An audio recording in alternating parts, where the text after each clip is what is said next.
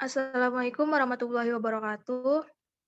Perkenalkan, nama saya Nafiza Bella. Di sini saya mewakili kelompok 2 dengan anggota Konkret Agil Purnama, Betty Yunianti, Fitria Nadia, Devi Angga Astuti, dan Faras Nurul Agustin. Di sini kami akan mempresentasikan hasil kasus kami, yaitu kasus 2, dengan kasus Nyonya Y berumur 43 tahun datang ke rumah sakit dengan keluhan kaki kiri mengalami luka yang tidak kunjung sembuh, lemas, dan pusing. Namun masih dapat berjalan dan beraktivitas. Pasien bekerja sebagai PNS di kantor desa dengan jam kerja pukul 8 pagi hingga jam 3 sore, termasuk ke dalam aktivitas ringan. Pasien tergolong dalam ekonomi menengah. Pasien jarang berolahraga, pasien tidak memiliki alergi terhadap bahan makanan tertentu, dan tidak memiliki masalah terhadap saluran cerna. Berat badan pasien yaitu 57 kg dan dengan tinggi badan 165 cm, tekanan darah 158 per 90 mmHg, suhu tubuh 36,5 derajat Celcius, dan hasil pemeriksaan laboratorium yaitu didapatkan glukosa 268 mg per dl, kolesterol 150 mg per dl, protein total 6,6 gram per dl, dan albumin 3,6 gram per dl. Soalnya yaitu yang pertama, kita menentukan apa jenis diet yang direkomendasikan untuk pasien. Yang kedua, bagaimana prinsip diet yang harus diberikan. Yang ketiga, hitung kebutuhan gizi. Yang keempat, membuat contoh menu sehari pasien sesuai dengan kebutuhan gizinya.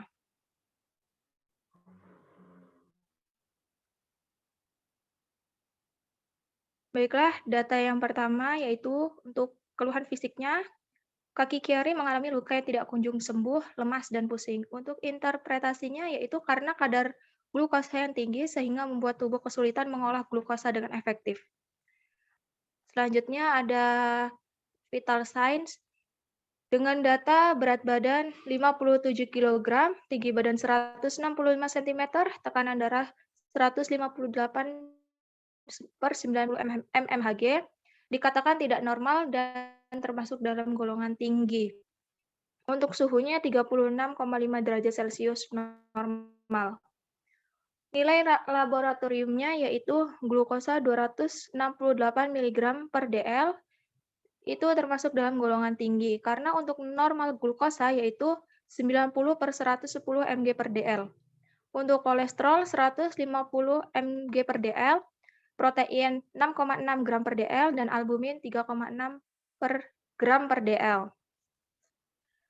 Selanjutnya, kita menentukan tujuan diet dan prinsip dietnya. Tujuan dietnya yang pertama yaitu mempertahankan berat badan normal. Prinsip dietnya yaitu makan beraneka gizi dan seimbang. Yang kedua, mengontrol tekanan darah dalam batas normal, yaitu jenis dan komponen makanan sesuai dengan kondisi. Tiga, mengurangi asupan natrium. Dengan prinsip diet, jumlah garam dibatasi. Yang keempat, menurunkan intake kafein dan alkohol. Yang kelima, mengurangi intake insulin, kalium, dan magnesium. Dan yang terakhir, meningkatkan aktivitas fisik. Selanjutnya, kita menghitung kebutuhan gizi. Untuk rumus BMR-nya, kita menggunakan rumus Maslin, yaitu perempuan sama dengan 10 dikali 57 ditambah 6,25 dikali 165 dikurang 5 kali 43 dikurang 161, dengan mendapatkan hasil 1052,25. Untuk perhitungan koreksi aktivitas dengan rumus perempuan sama dengan 1 dikali 165 dikurang 100, mendapatkan hasil 65 kg. Dan untuk hasil selanjutnya yaitu perempuan sama dengan 25 dikali 65 kg sama dengan 1625 kcal. Jadi koreksi aktivitasnya yaitu 20% dikali 1625 mendapatkan hasil 325 kcal. Selanjutnya perhitungan koreksi stres yaitu dengan rumus perempuan sama dengan 10% dikali 1625 mendapatkan hasil 162,5 kcal. Untuk perhitungan koreksi usia dengan rumus perempuan sama dengan 5% dikali 1625 mendapatkan hasil 162,5 kcal. Untuk koreksi usia, perempuan 5% dikali 1.625 mendapatkan hasil 81,25 KKL. Dan perhitungan TDE atau kebutuhan energi sehari, yaitu dengan rumus BMR ditambah aktivitas ditambah stres dan dikurang usia. Yaitu 1000 untuk BMR-nya 1052,25 ditambah aktivitasnya 325 ditambah stresnya 162,5 dan dikurang usianya 81,25 mendapatkan hasil 1458,5 KKL. Untuk perhitungan protein, di sini menggunakan rumus 15% dikali 1458 dikali 5 mendapatkan hasil 218,775 KKL. Untuk karbohidrat ada 55% dikali 1458,5 mendapatkan hasil 802,175 KKL. Dan yang terakhir perhitungan lemak, di situ ada 30% dikali 1458,5 mendapatkan hasil 437,55 KKL. Selanjutnya ada sarapan. Sarapan itu ada 20% dikali TDE mendapatkan hasil 20% dikali 1458,5 KKL dengan hasil 291,7. Snack paginya 15% dikali TDE yaitu 15% dikali 1458,5 KKL mendapatkan hasil 218,775. Untuk makan siang ada 30% dikali TDE yaitu berarti 30% dikali 1458,5 KKL mendapatkan hasil 437,55.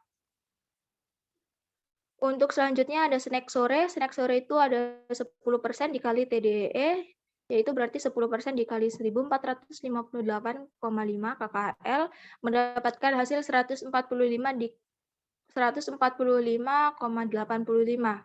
Selanjutnya yang terakhir ada makan malam. Dengan rumus 25% dikali TDE, berarti 25% dikali 1458,5 KKL mendapatkan hasil 364,625. Dan selanjutnya kita masuk ke rekomendasi makanan. Rekomendasi makanan yaitu ada makanan yang dibolehkan, makanan yang dibatasi, dan makanan yang harus dihindari. Untuk makanan yang dibolehkan yaitu rendah garam dan rendah gula. Untuk rendah garamnya yaitu ada sayuran, buah, dan sumber protein. Sayurannya yaitu meliputi brokoli, kembang kol, paprika, dan lain-lain. Untuk buah-buahannya bisa apel, pisang, pir, dan lain-lain. Sumber proteinnya kita mendapatkan dari ikan, daging ayam tanpa kulit, daging sapi tanpa gaji, kacang-kacangan, dan telur putihnya saja. Dan untuk rendah gula, bisa mengkonsumsi sayuran seperti brokoli, kacang, biji rami, biji chia, kubis keriting. Untuk buah-buahannya bisa labu, apel, melon, semangka, dan stroberi. Dan sumber proteinnya mendapatkan dari seafood dan kacang-kacangan. Selanjutnya makanan yang harus dibatasi, yaitu sumber hidrat arang seperti nasi, nasi tim, bubur, roti, gandum, pasta, jagung, kentang, dan lain-lain. Dan sumber protein hewani tinggi seperti kornet, sosis, dan sarden. Sayurannya yang harus dibatasi seperti bayam, buncis, daun melinjo, daun singkong, daun ketela, jagung muda, kapri, dan kacang panjang. Untuk buah-buahan yang harus dibatasi yaitu ada nanas, anggur, mangga, sirsak, alpukat, dan sawo. Dan yang harus dibatasi juga makanan yang digoreng dan yang menggunakan santan kental. Selanjutnya pada makanan yang harus dihindari, yang pertama ada gula pasir, gula merah, gula batu, dan madu. Untuk makanan atau minuman manis seperti abon, dendeng, kek, kue, narsis, sirup, selai manis, coklat, dan permen. Untuk bumbu-bumbunya seperti kecap, saus tiram. Buah-buahan yang harus dihindari itu seperti nangka dan manisan buah, tape. Dan selanjutnya ada minuman yang harus dihindari itu minuman yang mengandung alkohol. Selanjutnya kita membuat contoh menu sehari. Jika jumlah kebutuhan energi dalam sehari adalah 1.836,97 KKL, maka menu makanan yang harus diberikan yaitu pada makan pagi itu ada 291,7 KKL, menunya yaitu ada nasi merah 80 gram dengan jumlah kalori 88 KKAL, Selanjutnya ada ikan salmon 80 gram, ada KKL-nya 1.114 KKL. Dan yang terakhir ada satu porsi ikan tenggiri goreng dengan jumlah KKL 85,3 KKL. Dengan jumlahnya yaitu ada 287,33 KKL mendekati kalori makan pagi. Selanjutnya ada snack pagi itu berjumlah 775 KKL. Menunya yaitu ada roti tawar gandum, satu potong semangka, susu rendah lemak. Untuk kalori roti tawar gandum itu ada 88 KKL, satu potong semangka, 30,4 KKL, dan susu rendah lemaknya ada 95 KKL. Selanjutnya pada makan siang yaitu ada 437,55 KKL dengan menu nasi putih 100 gram dengan jumlah kalori 110 KKL, satu potong daging ayam tanpa kulit ada 165 KKL, sayur brokoli 100 gram dengan jumlah kalori 34 KKL, satu buah apel dengan jumlah kalori 52,1 KKL, dan jus buah naga tanpa gula ada 60 KKL dengan jumlahnya 421,1 KKL. Untuk snack sore, di sini menunya ada 3 keping biskuit sari gandum dengan kalori 90 kalori dan satu potong buah melon dengan jumlah kalorinya 33,7 KKL dan hasilnya ada 123,7 KKL.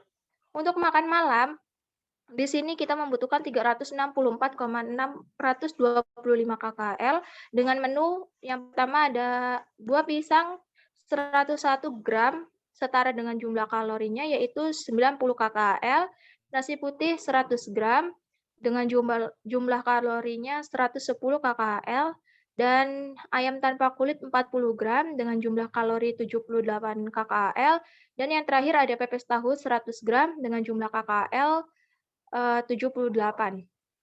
Jadi jumlahnya ada 356 KKL. Baiklah, sekian presentasi dari kelompok kami. Kurang lebihnya saya mohon maaf. Wassalamualaikum warahmatullahi wabarakatuh.